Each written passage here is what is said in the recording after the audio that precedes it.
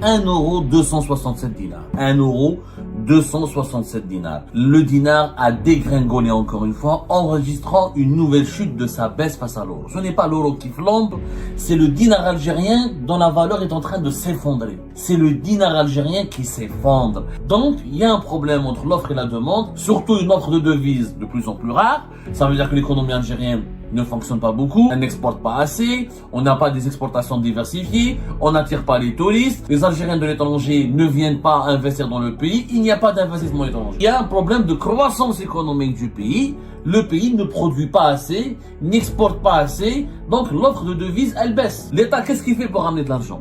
La planche à billets, il imprime, c'est-à-dire chaque année, il produit de l'argent.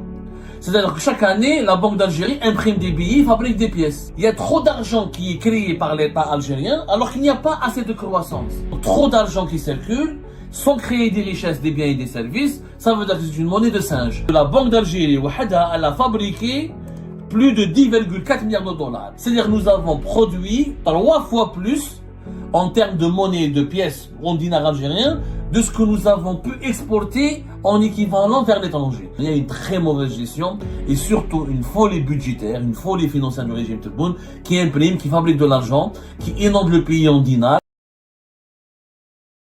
1 € 267 dinars. 1 € 267 dinars. Hier, le mercredi, depuis le mercredi 1er octobre dernier, le dinar a dégringolé encore une fois, enregistrant une nouvelle chute de sa baisse face à l'euro. Ce n'est pas l'euro qui flambe, c'est le dinar algérien dont la valeur est en train de s'effondrer. Et ça, les Algériens ont du mal à le comprendre et ils sont paniqués. Il y a un vent de panique qui règne, notamment au sein des Algériens, dans les milieux des affaires, dans les milieux des chefs d'entreprise, dans les milieux des Algériens qui veulent devenir des micro-importateurs dans le cadre de la légalisation d'importation des cabas, dans le milieu des étudiants algériens qui veulent partir à l'étranger, dans le cas des Algériens qui veulent aller se soigner à l'étranger, dans le cas des Algériens qui veulent tout simplement aller faire du commerce ou travailler à l'étranger ou peut-être même aller s'installer à l'étranger. La chute de la valeur du dinar, ou ce que les Algériens comprennent comme étant, ou perçoivent comme étant l'augmentation de la valeur des devises, elle est un problème fondamental de notre économie aujourd'hui qui témoigne du mensonge des annonces concernant la bonne santé officielle de notre économie. Notre économie n'est pas en bonne santé, elle est en très mauvaise santé. Et l'indicateur, c'est la monnaie. Ce n'est pas l'euro qui est très fort, parce que l'euro ne gagne pas beaucoup de puissance il ne monte pas aussi en force par rapport à d'autres monnaies étrangères ou par rapport à d'autres monnaies nationales des pays voisins. C'est le dinar algérien qui s'effondre. Et ça a une explication scientifique que nous devons aujourd'hui vous la faire parvenir pour vous expliquer les dégâts de la mauvaise gestion du pays. Alors, pourquoi on prend en considération toujours le taux de change parallèle ? Et pourquoi c'est important du point de vue économique et pourquoi nous le considérons, il n'y a pas que nous, beaucoup d'experts et d'économistes et les observateurs de la situation économique en Algérie considèrent le taux de change parallèle comme étant le véritable indicateur qui témoignerait de la détérioration, de la dégradation de la situation économique et financière du pays. Parce que le marché parallèle, c'est la loi de l'offre et de la demande. C'est le seul secteur réel en Algérie où l'économie, la logique économique, elle est respectée. Il n'y a pas de taux artificiel, il n'y a pas d'intervention de l'État, il n'y a pas de restriction de l'État, il n'y a pas, tout est obéi à la loi de l'offre et de la demande. Et quand on veut mesurer la bonne santé d'une économie, on la soumet à la loi de l'offre et de la demande. Quand la monnaie d'un pays dégringole, parce qu'il n'y a pas de demande sur cette monnaie, il y a beaucoup plus de demandes sur les devises, et comme il y a une offre de devises de plus en plus faible, les Algériens ne veulent pas se contenter d'avoir que des dinars, donc il y a un problème entre l'offre et la demande, et dans une économie, il y a un problème entre l'offre et la demande, surtout une offre de devises de plus en plus rare. Ça veut dire que l'économie algérienne ne fonctionne pas beaucoup, elle n'exporte pas assez, on n'a pas des exportations diversifiées, on n'attire pas les touristes, les Algériens de l'étranger ne viennent pas investir dans le pays, il n'y a pas d'investissement étranger. Il y a 6 manières d'avoir les devises, il n'y a pas 36 000. Pour avoir les euros, les dollars, il n'y a pas 36 000.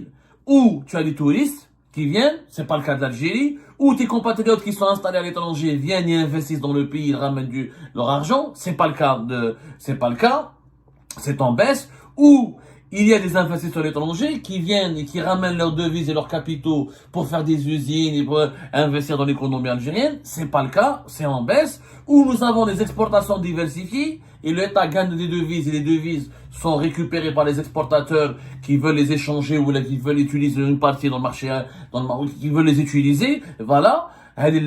Ou tout simplement, il y a un problème de croissance économique du pays. Le pays ne produit pas assez, n'exporte pas assez, donc l'offre de devises, elle baisse. Pas d'investissement. Et pourquoi la valeur du dinar, elle chute? Parce qu'il n'y a pas que les Algériennes et les Algériens qui partent à l'étranger, qui achètent les euros. Ça, c'est une erreur. Ce que nos compatriotes ne veulent pas savoir ou ne savent pas assez, parce que les dirigeants ne le disent pas, c'est que il y a des Algériennes et des Algériens qui vivent en Algérie, qui voyagent pas personnellement, ils vont pas voyager ni demain ni après-demain, ou peut-être ils ont un projet d'immigration dans pas longtemps, mais ils échangent, ils prennent leurs économies, ils liquident leurs économies en dinars pour prendre des devises, parce qu'ils ne font pas confiance dans la monnaie algérienne, parce que la gestion du pays, elle est chaotique, parce que comme le pays ne se développe pas, comme il n'y a pas de croissance, comme on ne gagne pas assez bien sa vie en Algérie, donc les gens qui ont de l'argent, ils vont se dire, je vais pas garder mon argent en dinars, le pays va mal, l'économie va mal, il y a des mauvaises décisions, il n'y a pas il y a pas de visibilité, il y a beaucoup d'incertitudes, alors j'achète des devises, j'achète de l'euro. On achète de l'euro, pourquoi? Parce que la première zone la première zone économique avec laquelle nous avons des rapports humains et des rapports économiques importants, c'est l'Union européenne. Les Algériens, quand ils immigrent, ils vont d'abord en Europe. Même quand ils partent dans d'autres pays que l'Europe, ils utilisent l'euro parce que quand ils veulent investir à l'étranger ou quand ils veulent s'installer à l'étranger, c'est essentiellement dans l'Europe. Donc, les Algériennes et les Algériens qui ont de l'argent, ils sont en train de quitter le pays ou, avant de quitter le pays, ils changent leurs économies, leur épargne en dinars et le changent en devises. La monnaie algérienne, personne ne la demande. Parce qu'elle est la monnaie d'un pays qui est instable. Maintenant, est-ce que l'État est responsable? Oui, il est responsable à travers un paramètre. L'État algérien, pourquoi il n'inspire pas confiance? Et pourquoi il y a un gros problème dans le pays? Pourquoi, avec Tebboune, depuis son arrivée, le dinar a chuté, sa valeur a chuté de plus de 30%. Maintenant, nous sommes à 267, on est à 30%. Et si ça continue comme ça, on va arriver bientôt à 270, donc on sera vers 35%. Et si ça continue comme ça, d'ici 2026, fin 2026, le dinar aura perdu 40%. C'est une chute, une dépréciation totale. C'est pas une dévaluation, c'est une dépréciation. La dévaluation, c'est quand l'État décide de baisser la valeur de sa monnaie. La dépréciation, c'est quand le marché décide de dégrader la valeur de la monnaie parce qu'il n'y a pas de demande, parce qu'il n'y a pas d'investisseurs, parce que les consommateurs fuient cette monnaie. En réalité, le dinar, il est fui par les Algériens et les Algériens. Les gens le fuient parce qu'il sert à rien. En Algérie, tu peux pas faire ce que tu veux, il n'y a pas de croissance économique, il y a une dictature, il y a une persécution, il n'y a pas d'investissement, tout est contrôlé, les restrictions aux importations, les restrictions pour la matière première, l'investissement est compliqué, les banques ne fonctionnent pas comme il faut, les administrations ne fonctionnent pas comme il faut. La politique, clairement, la politique économique nationale, elle est mauvaise. Elle est mauvaise. Maintenant, elle est encore plus mauvaise que l'État algérien, comme il gagne pas d'argent, comme avec Tebboune, on ne gagne pas assez d'argent, comme nos exportations sont en train de baisser, comme nous sommes en train il n'y a pas de diversification de l'économie nationale, il n'y a pas d'appareil productif, il n'y a pas d'usine, qu'on le veuille ou non, avant Tebboune à l'époque Bouteflika, il y avait la corruption, il y avait les oligarques, il y avait des usines. Par contre, il y avait des usines, الأبرار كانوا يخدم, les collinaires كانوا يخدموا, il y avait des chantiers, le pays bougeait, le pays était dynamique. Le port d'Alger ne désengorgeait pas. Il y avait vraiment, le port d'Alger était saturé. Il y avait beaucoup de marchandises qui rentraient, parce que le pays avait beaucoup d'équipements de production. Il y avait des projets industriels. Il y avait les jeunes avec l'enseigne, il y avait les véhicules, il y avait des biens de consommation, parce qu'il y avait des gens qui consommaient. Il y avait des gens qui consommaient. Pourquoi les gens étaient prêts à y consommer beaucoup à l'époque de Bouteflika? Parce que il y avait un dynamisme économique, il y avait de l'investissement. Aujourd'hui, il n'y a pas d'investissement. C'est ça la vérité. Il n'y a pas d'investissement. Les investissements annoncés par Tebboune et son gouvernement, c'est que du mensonge, c'est du pipeau. Il n'y a pas d'investissement. Tout est sur le papier, mais dans la réalité, il n'y a pas d'investissement. très peu de privés travaillent, très peu de recrutement. S'il n'y avait pas l'allocation chômage, d'ailleurs les chiffres du chômage sont censurés, les bilans des douanes algériennes sur le commerce extérieur sont censurés, donc on censure les bilans et les chiffres. Il y a que l'ONS qui arrive à travailler, l'Office national des statistiques, et je pense que dans pas longtemps, il va te censurer. Et la Banque d'Algérie, quand elle communique, la Banque d'Algérie, ils sont intelligents, ils sont rusés. Ils mettent en avant les chiffres positifs, mais tout ce qui est négatif, tout ce qui est information négative sur la situation économique du pays, elle est reléguée au second plan, mais il faut la lire entre les lignes. Par exemple, comme il n'y a pas beaucoup d'investissement, les recettes de l'État baissent. Comme les prix du pétrole et du gaz ont baissé, les recettes des exportations du pétrole ont baissé. Comme Tebboune et son régime n'ont pas profité de l'augmentation des prix du pétrole et du gaz en 2022 pour l'investir, pour plus de pétrochimie, plus d'industrie, pour de meilleurs investissements. Comme le pays il est bloqué, le privé il est harcelé, il est bloqué. Tu peux pas ramener de la matière première pour investir, tu peux pas ramener des services depuis l'étranger pour investir. Comme on n'attire pas les touristes, et comme les Algériens de l'étranger ne viennent pas investir, ne mettent pas leur argent dans le pays, et comme les investisseurs étrangers ne ramènent pas leurs capitaux, l'État a besoin d'argent. L'État, qu'est-ce qu'il fait pour ramener de l'argent? La planche à billets, il imprime. Il imprime, c'est-à-dire chaque année, il produit de l'argent. C'est-à-dire que chaque année, la Banque d'Algérie imprime des billets, fabrique des pièces. En 2024, que disent les chiffres officiels? La Banque d'Algérie le dit elle-même, la masse monétaire en Algérie, elle a augmenté de plus de 9%. La masse monétaire au sens M2. Qu'est-ce que ça veut dire la masse monétaire au sens M2?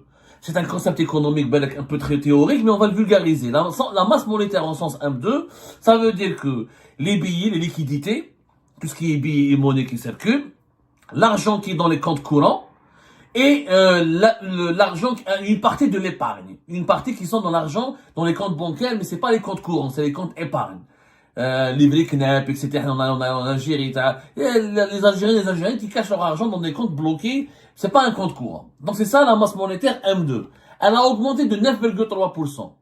Mais par exemple, la circulation fiduciaire, c'est-à-dire les billets et les monnaies ont augmenté, leur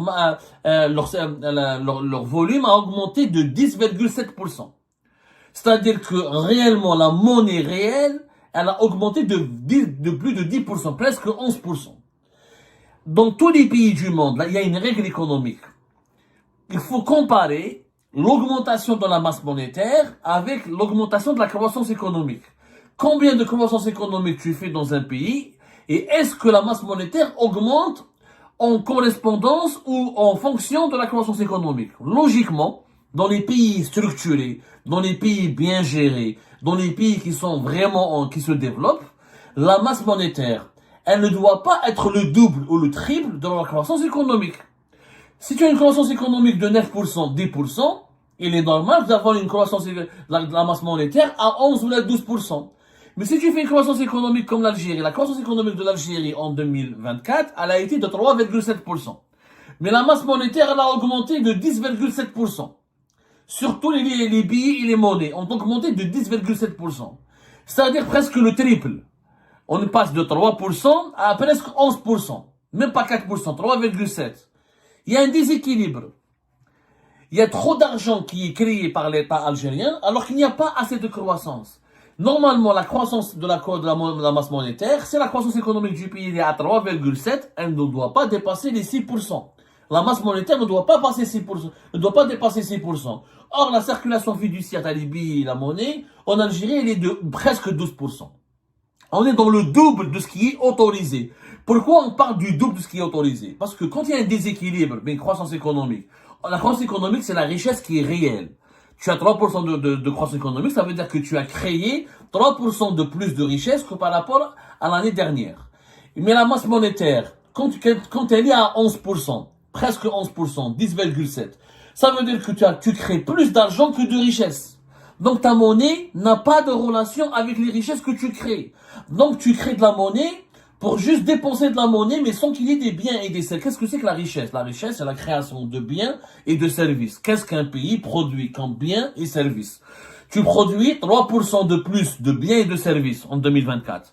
Mais en 2024, tu as produit 10,7% de plus que de billets d'argent et de monnaie et de pièces. Donc il y a un déséquilibre. Et le déséquilibre est là pourquoi? Comme l'État algérien n'a pas de rentrée d'argent, comme la croissance de 3,7, elle est insuffisante pour répondre aux besoins du pays. L'Algérie, avec ses besoins, avec son État qui est trop dépensier, avec sa population qui augmente, avec son immensité géographique, nous avons besoin normalement d'une croissance économique de 5 à 6%. 4-5%, on n'est pas un pays en développement.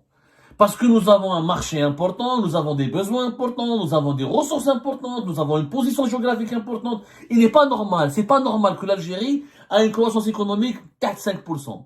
L'Algérie doit être un pays émergent, une croissance économique de 5 à 8%. Donc, comme on n'a pas la croissance économique nécessaire pour que l'État gagne de l'argent et des recettes, l'État fabrique de l'argent. Il y a un déséquilibre. On est à presque 11%. Deuxième problème, qui aggrave qui explique la chute du dinar.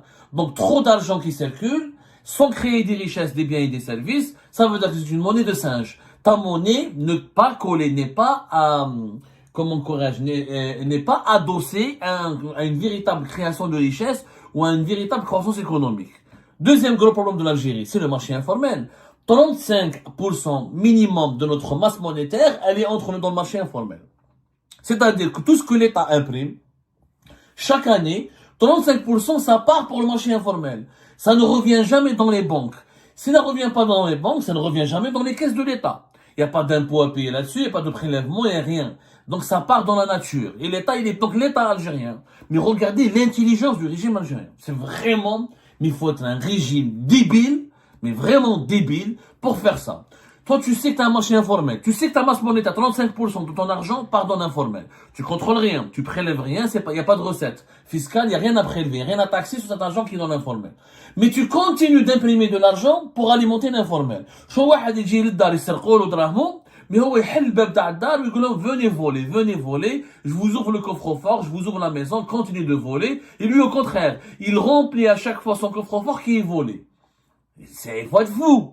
Ça ne sert à rien de fabriquer de la masse monétaire en Algérie parce qu'elle part essentiellement pour le marché informel. 35%, c'est énorme.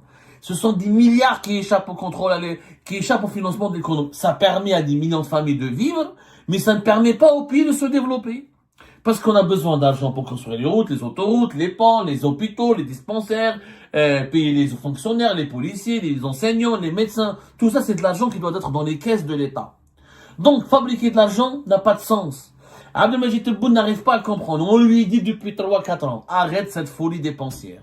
Les dépenses de l'État algérien ne cessent d'augmenter d'une année à une autre. Et on l'a expliqué, on l'a dit, on a donné les chiffres, etc. Au Qonab, les dépenses de l'État, c'est trop. Et on a dit, le rapport de la Banque d'Algérie en 2024, il te dit par exemple qu'entre juillet et septembre 2024, la Banque d'Algérie a imprimé 755,9 milliards de dinars pour soutenir le système bancaire. En réalité, qu'est-ce qu'elle a fait la Banque d'Algérie? On a imprimé 755,9 et les 756 milliards de dinars et elle les a donnés aux banques. Parce qu'il y a un problème, on fabrique des liquidités pour que les banques les utilisent. Sauf que les banques, elles vont les utiliser pour donner des crédits aux entreprises étatiques ou pour aux entreprises privées, que les entreprises étatiques n'ont pas de croissance, les entreprises privées ont une croissance faible, donc cet argent qui est fabriqué va finir chez l'Algérien. La population algérienne va récupérer ses billets, va récupérer ses pièces, et elle va pas les réinjecter dans la banque. Pourquoi? Parce que les 750 milliards qui finiront chez les consommateurs, ou là chez les salariés, chez les familles, les salariés, etc., ou chez les commerçants, ils vont être utilisés pour des achats et pour financer le marché informel. C'est tout. Donc, en fabriquant plus d'argent, en réalité, le pays ne doit pas fabriquer 555 milliards de dinars. On doit créer des richesses du l'équivalent de 55 milliards de dinars. Si on a exporté, si on avait eu des touristes qui sont venus en Algérie, ils ont échangé leur monnaie, leur devise, ils nous ont ramené 755 milliards, en équivalent de 755 milliards de dinars, on serait gagnant. Si on a exporté autre chose que le pétrole et le gaz, et en échange de ces exportations, on a fait gagner au pays 755 milliards, l'équivalent de 755 milliards de dinars. Là, c'est autre chose. En plus, la Banque d'Algérie s'est pas arrêtée là, puisque, après, toujours au cours de la même année 2024, elle a fabriqué, elle a produit 600 milliards de dinars comme une offre potentielle sur le marché interbancaire. C'est en plus de ces 755 entre juillet et septembre, à partir de septembre 2024, deuxième semestre, elle a rajouté 600 milliards de dinars. Vous imaginez 600 milliards de dinars de plus pour financer les banques. C'est des liquidités qu'elles donnent aux banques. On dit voilà, prenez les liquidités, donnez des crédits, donnez aux entreprises privées, donnez aux entreprises étatiques, donnez aux administrations, parce que les administrations de l'État, redonnez au trésor, remboursez vos dettes. On a fabriqué de l'argent. C'est énorme. On a fabriqué, quand on calcule 755 plus 600, ça donne 1355 milliards de dinars. 1355 milliards de dinars, on va convertir en dollars par exemple, ça fait plus de 10 milliards de dollars. Quand on va faire la conversion en euros, c'est 8,9 milliards d'euros. C'est que la Banque d'Algérie, elle a fabriqué artificiellement 8,9 milliards d'euros en 2024. Est-ce que les 8,9 milliards d'euros, on les a gagnés? Les 8,9 milliards d'euros, c'est le double. Nos exportations hors hydrocarbures en Algérie ont été de 3,5 milliards de dollars en 2024. Alors que la Banque d'Algérie, elle a fabriqué plus de 10,4 milliards de dollars. C'est-à-dire nous avons produit presque 3 fois plus en termes de monnaie et de pièces en dinars algériens de ce que nous avons pu exporter en équivalent vers l'étranger. Donc on ne gagne pas. Si on avait exporté hors hydrocarbures pour 10 ou 15 milliards de dollars, la Banque d'Algérie aurait été légitime de fabriquer encore l'équivalent de 10 milliards de dollars en dinars. Mais on n'a pas, on produit pas, on n'exporte pas. Et donc les Algériens, les uns doivent comprendre, à l'origine de la chute de la valeur du dinar, il y a de mauvaises décisions, il y a une très mauvaise gestion et surtout une folie budgétaire, une folie financière du régime Tebboune qui imprime, qui fabrique de l'argent, qui inonde le pays en dinars, le dinar perd de la valeur et ça finit dans le marché informel. On est en train c'est comme le serpent qui se mord la queue. Et ben voilà les amis, c'est la fin de cette vidéo. Je vous remercie comme d'habitude pour avoir suivi jusqu'à la fin. N'oubliez pas de nous laisser vos commentaires et vos réactions sur cette vidéo et de vous abonner à la chaîne si vous n'êtes pas encore abonné. Donc voilà, ça fait vraiment plaisir de voir vos commentaires et vos réactions et vos discussions sur la section des commentaires. C'est très intéressant et je vous prie toujours de garder le respect et un petit peu la bonne ambiance pour tout le monde. Donc voilà, merci beaucoup et à la prochaine dans une nouvelle vidéo. Au revoir.